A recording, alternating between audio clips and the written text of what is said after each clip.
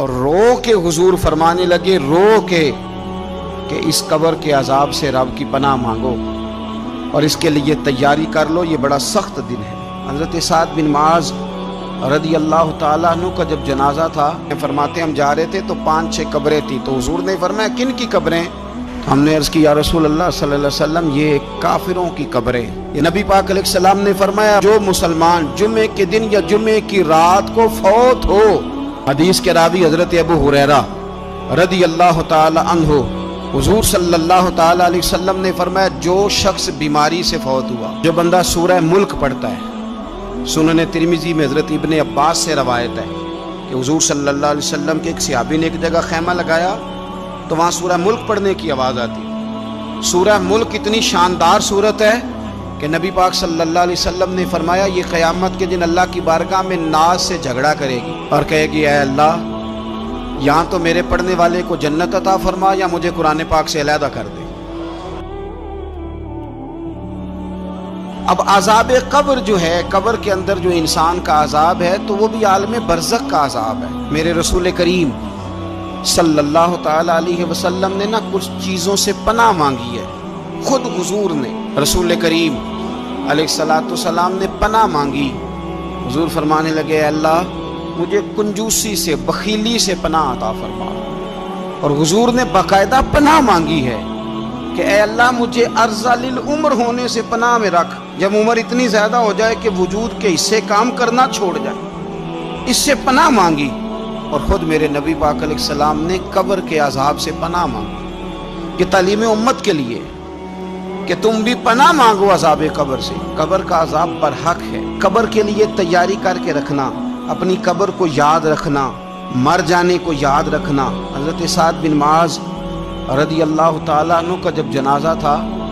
تو صحابہ کرام فرماتے ہیں حضور نے نماز جنازہ کی امامت فرمائی تو قبر کے تیار ہونے میں کچھ دیر تھی، تو رسول کریم صلی اللہ علیہ وسلم زمین پر بیٹھ گئے اور ایک لکڑی سے حضور زمین کریدنے لگے۔ ہم وہ انتظار تھے کہ اللہ کے رسول صلی اللہ علیہ وسلم سر مبارک اٹھائیں، ہمیں کو نصیحت کریں۔ فرماتے حضور نے سر اقدس اٹھایا تو حضور کی آنکھوں میں آنسو تھے، اور رو کے حضور فرمانے لگے، رو کے، کہ اس قبر کے عذاب سے رب کی پناہ مانگو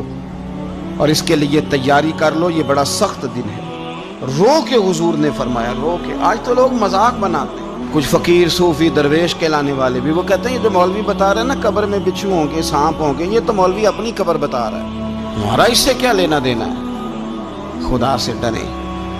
وہ چیزیں جو احادیث مبارکہ میں آ گئیں، جس سے نبی پاک نے ہمیں ڈرایا، ہمیں سمجھایا، آپ اس تنبیہ کو، اس نصیحت کو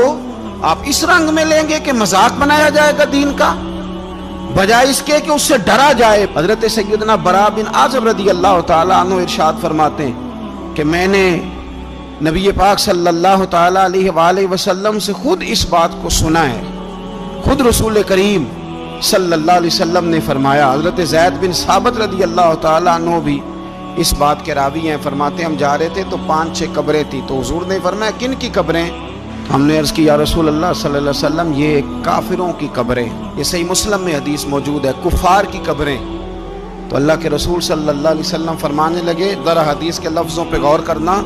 حضور فرمانے لگے اگر مجھے ڈر نہ ہوتا کہ تم اپنے مردوں کو دفن کرنا چھوڑ دو گے، اگر مجھے اس بات کا ڈر نہ ہوتا کہ تم اپنے لوگوں کو، مرنے والوں کو قبروں میں دفن کرنا چھوڑ دو گے، اگر یہ مجھے ڈر نہ ہوتا تو میں سناتا کہ قبر کے اندر کس طرح عذاب ہوتا ہے، تمہیں دنیا میں رہ کے میں سناتا، پر ڈر ہے کہ کہیں تم اپنے مرنے والوں کو قبروں میں دفن کرنا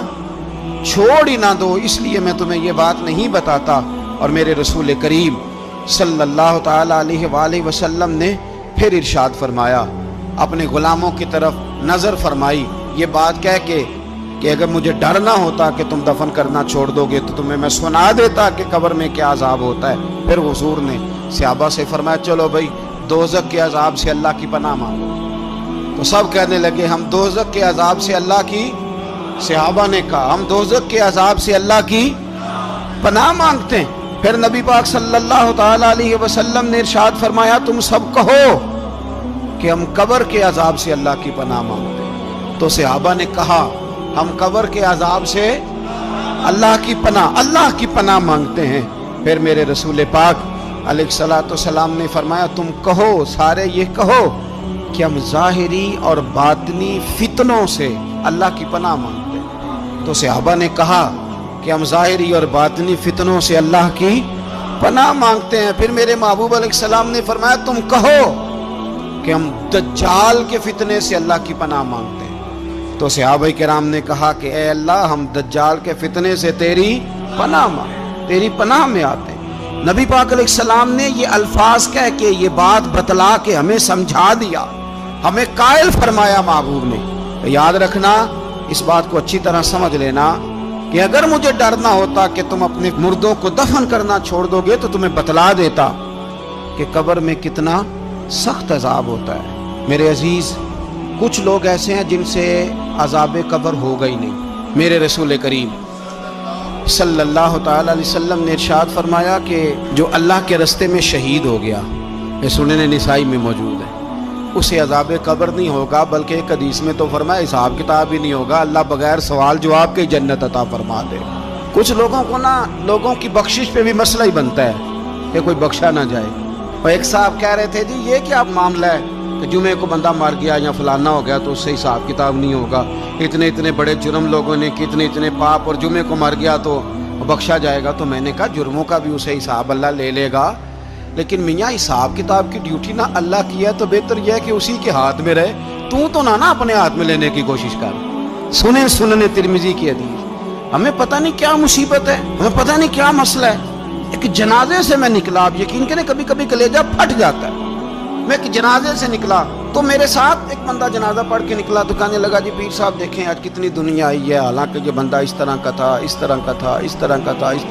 میں نے اسے کہا یار تجھے تو فکر ہی لگ گئی ہے کہیں جنت میں چلا ہی نہ جائے، تو اس طرح کرنا جنت کے دروازے کے سامنے کھڑے ہو جانا ڈنڈا لے کے کہ میں نے نہیں جانے دینا۔ شرم آنی چاہیے ہمیں۔ اللہ فرماتے ہیں جنت اتنی چوڑی ہے جتنے زمین و آسمان، اس کی چوڑائی زمین اور آسمان کے برابر ہے، تو ہم تو اپنے علاوہ کسی کو جانے نہیں دینا چاہتے جنت میں۔ اور بس کریں، جنت خدا کا فضل ہے،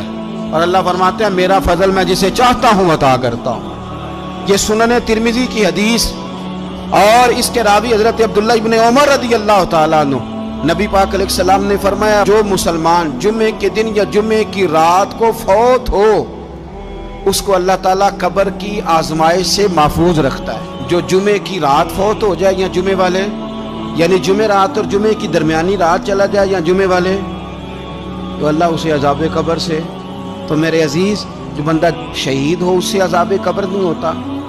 جو آدمی جمعے کے دن یا جمعے کی رات چلا جائے اسے بھی عذاب قبر نہیں ہوتا۔ اور میرے رسول کریم صلی اللہ تعالی علیہ وسلم نے فرمایا جو بندہ ایک دن اور ایک رات، یہ حدیث صحیح مسلم میں، سنن ترمذی میں، مصنف عبدالرزاق میں موجود ہے،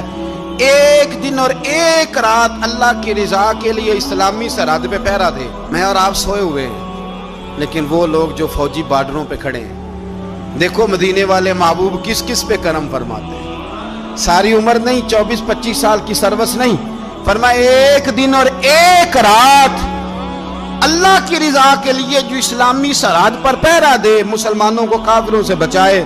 رب اسے عذاب قبر نہیں دے گا، اسے اللہ تعالیٰ اپنے فضل سے معاف فرما دے گا۔ ایک رات اور ایک، آپ کیا سمجھتے ہیں کہ ان فوجیوں کی کوئی چھوٹی شان ہے، ان کا کوئی چھوٹا مرتبہ ہے؟ ایک دن اور ایک رات اگر یہ پہرا دیں تو اللہ انہیں اتنا انعام عطا کرتا ہے۔ اسی طرح سن لو، یہ ذرا غور سے سننا، ابن ماجہ کی حدیث، اور اس کے علاوہ مسند ابو یعلا میں موجود حدیث کے راوی حضرت ابو ہریرہ رضی اللہ تعالی عنہ، حضور صلی اللہ تعالی علیہ وسلم نے فرمایا جو شخص بیماری سے فوت ہوا، قربان جاؤں میرے محبوب نے بیماری کا نام ہی نہیں لیا، فرمایا کوئی بھی بیماری ہو، فرمایا جو آدمی بیماری سے فوت ہوا اللہ اسے شہادت کی موت عطا فرمائے گا، اور وہ عذاب قبر سے اور قبر کے امتحان سے بھی محفوظ رہے گا، اور حضور فرماتے ہیں اس کو صبح اور شام جنت کے باغوں میں سے رزق دیا جائے گا۔ جو کسی بھی بیماری سے مرا، یہ لوگ بیماری سے مر رہے ہیں تو لوگوں نے اچھوت سمجھ رہے ہیں، اچھوت، یہ اچھوت نہیں ہے، اس لیے کہ لوارث نہیں، یہ خدا رسول کے ماننے والے ہیں، تم انہیں اچھوت کہہ رہے ہو اور مدینے والے رسول انہیں شہید فرما رہے ہیں۔ حضور نے فرمایا جو بیماری سے مرے شہید ہے، وہ قبر کے عذاب سے محفوظ رہے گا اور جنت کے باغوں میں سے اللہ رزق دے گا۔ لوگ کہتے ہیں دیکھو جی بڑا تانگ ہو کے دنیا سے گیا ہے، تو اس بندے کو بھی عذاب قبر نہیں ہوتا۔ اسی طرح جو بندہ سورہ ملک پڑھتا ہے، سنن ترمذی میں حضرت ابن عباس سے روایت ہے کہ حضور صلی اللہ علیہ وسلم کے ایک صحابی نے ایک جگہ خیمہ لگایا تو وہاں سورہ ملک پڑھنے کی آواز آتی، کوئی بندہ پڑھنے والا نظر نہیں آتا تھا۔ جب حضور کی بارگاہ میں عرض کیا تو فرمایا وہاں قبر تھی اور قبر کے اندر بیٹھ کے میرا صحابی سورہ ملک کی تلاوت کر رہا۔ اگر ہمیں خسرہ نمبر یاد ہو جاتا ہے نا اپنی جگہ کا، اور ہمیں پتہ ہوتا ہے کہ میرے والا حصہ کتنے کروڑ کا ہے، اگر ساری کہانیاں ہمیں یاد ہوتی ہیں تو سورہ ملک بھی ہمیں یاد ہو سکتی ہے۔ موبائل پہ اس کو ریکارڈ کر لیں، پھر اس کو سنیں کبھی بھی سورہ ملک میں۔ اور ہمارے سلسلہ عالیہ میں تو سورہ ملک وظیفہ ہے۔ ہمارے الوظیفۃ الکریمہ میں اعلیٰ حضرت نے لکھا ہے کہ رات کو سورہ ملک اور سورہ یاسین کے بغیر سونا نہیں۔ سورہ ملک اتنی شاندار صورت ہے کہ نبی پاک صلی اللہ علیہ وسلم نے فرمایا یہ قیامت کے دن اللہ کی بارگاہ میں ناز سے جھگڑا کرے گی اور کہے گی اے اللہ، یا تو میرے پڑھنے والے کو جنت عطا فرما یا مجھے قرآن پاک سے علیحدہ کر دے۔ میرے رسول کریم علیہ السلام نے مومن کی قبر کا حال بھی بتایا۔ سنن ترمذی میں صحیح ابن حبان میں حضرت ابو ہریرہ رضی اللہ تعالیٰ عنہ بیان کرتے ہیں کہ حضور صلی اللہ علیہ وسلم نے فرمایا جب میت کو قبر میں رکھا جاتا ہے تو اس کے پاس سیاہ رنگ والے اور نیلی آنکھوں والے دو فرشتے آتے ہیں اور اس کو اٹھا کے بٹھاتے ہیں۔ باقی حدیثوں میں 3 ہی سوال ہیں، لیکن اس حدیث میں حضور نے فرمایا انہوں نے بس میرے بارے میں پوچھنا ہے، اٹھا کے بس میرے بارے میں صرف یہ پوچھنا ہے بتا مدینے والے محبوب کے بارے میں دنیا میں کیا کہا کرتا تھا۔ تو اعلیٰ حضرت بریلوی تو کہتے ہیں میں نے تو کہہ دینا ہے سرور کہوں کہ مالک و مولا کہوں تجھے، باغ خلیل کا گل زیبا کہوں تجھے، تیرے تو وصف عید تناہی سے ہیں بری،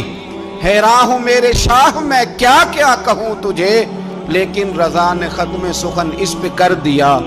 خالق کا بندہ خلق کا آقا کہوں تجھے۔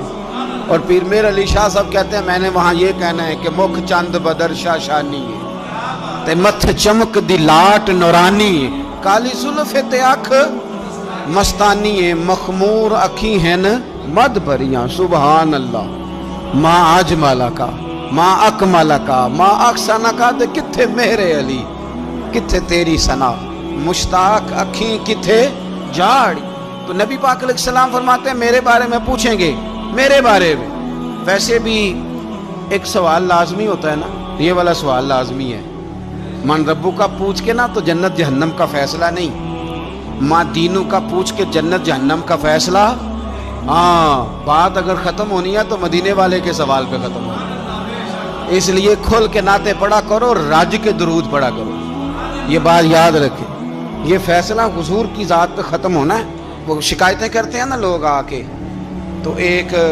بچی کو ہمارے ہاں داخل کرانے کے لیے ایک صاحب لے کے آئے تو کہنے لگے بڑا عرصہ اسے فلانے مدرسے میں داخل کرایا، سوائے نعتوں کے کچھ بھی نہیں سیکھا اس نے۔ تو میں انہوں آکھیا چاچا جی جڑی اصل کام سی وہ تو سیکھ گئی نا تہاڈی بچی، قرآن و سنت بھی حضور کی نعت ہی ہے، لیکن آپ کو پتہ ہے کہ بات ختم مدینے والے کی نعت پہ ہی ہوتی ہے، حضور کا پیار اصل ہے۔ تو حضور فرماتے ہیں میرے بارے میں پوچھا جائے گا، وہ کہے گا کہ ان کے بارے میں کیا پوچھتے ہو، اشہد ان لا الہ الا اللہ واشہد ان محمدن عبدہ ورسولہ۔ تو فرماتے ہیں پھر اسے نا ایک طرف کھڑکی کھولی جائے گی تو جہنم کا دروازہ دکھایا جائے گا اور اسے کہا جائے گا اگر تو سوالوں کے صحیح جواب نہ دیتا تو دوزخ میں جاتا، لیکن اب تو نے صحیح جواب دیے ہیں۔ تو حضور فرماتے ہیں اس کی قبر 70 گز چوڑی اور 70 گز لمبی کر دی جائے گی۔ مسجد میں اسی والے حال میں جگہ مل جائے تو بندہ بڑا سکھی رہتا ہے، اور صبح جائے بینک اور پہلی لائن میں موقع مل جائے تو بندہ بڑا سکھی رہتا ہے کہ میرا جاتے ہی کام ہو گیا۔ او خدا کے بندے، قبر بندے کی قبر، مکان اچھی سوسائٹی میں اچھا خستہ اور سستا مل جائے تو بندہ کہتا ہے کہ سودا بڑا بھارے دا لب گیا، بھائی بڑا کمال ہو گیا، مزہ نہیں آ گیا۔ قبر 70 گز لمبی اور 70 گز چوڑی، اور یہ ترمذی شریف پڑھ رہا ہوں، بڑی مزیدار حدیث۔ نبی پاک صلی اللہ علیہ وسلم فرمانے لگے پھر اس کی قبر کو نور سے بھر دیا جائے گا۔ حضور کو پہچان گیا نا، قبر نور سے بھر دی گئی اور جب 70 گز لمبی کر دی گئی تو بڑے پیارے لفظ ہیں حدیث کے۔ حضور فرماتے ہیں وہ بندہ پھر فرشتوں سے ایک بات کہے گا، عربی میں بھی ہے، اردو میں بھی ہے، وہ میرا دل کرتا ہے پنجابی میں بتاؤں۔ وہ نا فرشتوں سے وہ بندہ کہتا ہے جب قبر ہو گئی نا 70 گز لمبی 70 گز چوڑی اور نور سے بھر گئی، قربان جائیں، حضور فرماتے ہیں وہ مردہ وہ جو قبر میں پہنچا ہے، جب اس کی قبر کو یہ شان ملتی ہے تو فرشتوں سے پتہ کیا کہتا ہے؟ کہتا ہے میں گھر نہ دسا وہاں جا کے، یہ ذرا گھر نہ بتاؤں دوڑ کے، یہ ذرا میں اپنے گھر بتاؤں بھاگ کے کہ اللہ نے بڑی خیر کر دی، اپنی اماں نہ دسا وہاں، میں بچوں کو بتا کے آؤں کہ موج بن گئی ہے، میں بتاؤں اپنی بیوی کو، بتاؤں اپنے بہن بھائیوں کو، میں گھر نہ دسا وہاں۔ قربان جائیں، میرے رسول کریم فرماتے ہیں فرشتے اس سے کہتے ہیں نہیں تو کسی کو نہ بتا، نم کا نومت العروس، تو اس طرح سو جا جس طرح پہلی رات کی دلہن سویا کرتی، وہ بڑے چاؤں میں سوتی ہے، وہ بڑے پریم میں سوتی ہے، نئی زندگی کا آغاز ہوتا ہے تو سوتی ہے، اور فرشتے کہتے ہیں اب تجھے وہی آ کے جگائے گا جو تیرے اہل میں تجھے سب سے زیادہ محبوب ہوگا، جو تجھے سب سے زیادہ محبوب ہوگا۔ میرا تو ایمان ہے کہ ہمیں تو قبر سے آ کے جگائیں گے بھی مدینے والے رسول، کہیں گے آؤ غلاموں چلیں، آؤ غلاموں۔ اور وہ کشمیر کے رومی وقت نے میاں صاحب نے کہا تھا بعد مرن دے قبر میری تے میرے اپیرا جے کر پامے پھیرا۔ آپ حسن دیکھیں کلام کا اور انداز دیکھیں، بعد مرن دے قبر میری تے میرے اپیرا جے کر پامے پھیرا، تے قبر دے وچوں ہڈیاں اٹھ کے مجرا کر سن تیرا۔ ایک دفعہ آ تو صحیح، میں لوگوں کو وجد کر کے دکھاؤں گا کہ دیکھو نا وہ آج آئے ہیں، وہ آئے ہیں میرے مزار پہ، آج دیکھو ذرا رنگ تو دیکھو کس طرح نرالا اور انوکھا ہو گیا، وہ خود آئے ہیں۔ مومن کی قبر جنت کا باغ بنے گی۔